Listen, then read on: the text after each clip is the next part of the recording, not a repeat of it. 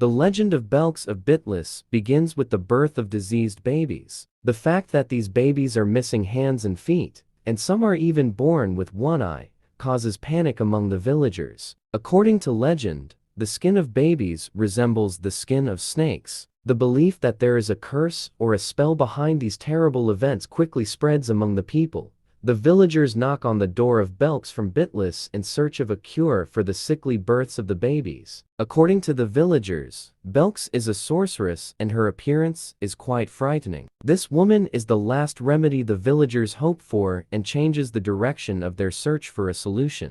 According to legend, mysterious rituals are organized in Belkıs' house. Villagers gather as the mothers of the babies and listen to the verses read from Belkıs' mouth. According to legend, mysterious rituals are organized in Belkıs' house. Villagers gather as the mothers of the babies and listen to the verses read from Belkıs' mouth. These rituals are moments of fear and tension. Various symbols are drawn on the babies and inscriptions are written in Arabic. The purpose of these rituals and the effect they had are still a mystery.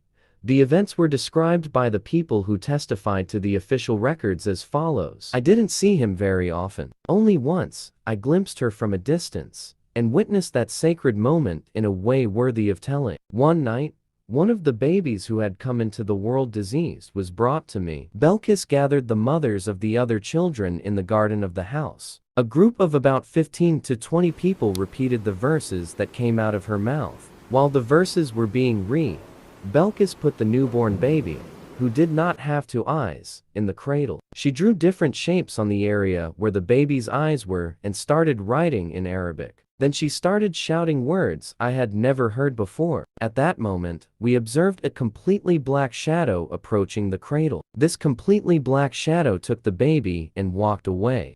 Everyone started screaming. I had never experienced anything like this before. According to rumors, this had happened before, and she had taken babies away in the same way. We never understood the true nature of this mysterious shadow. The villagers gathered a few years after their children had been taken away from them. The villagers gathered a few years after their children had been taken away from them, only to find that the newborn babies were also diseased, and their lives had worsened. They went to the house of Belkıs of Bitlis again, as this constant plague was not going away. However, they could not find her in her house. According to the story, the sight they saw when they entered the house caused many people to leave the village.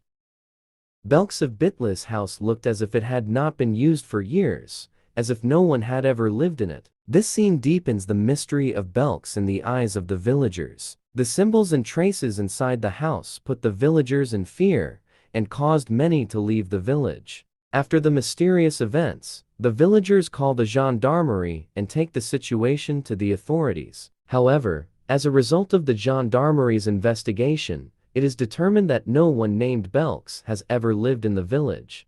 This raises even more questions about the true identity and existence of Belkıs from Bitlis.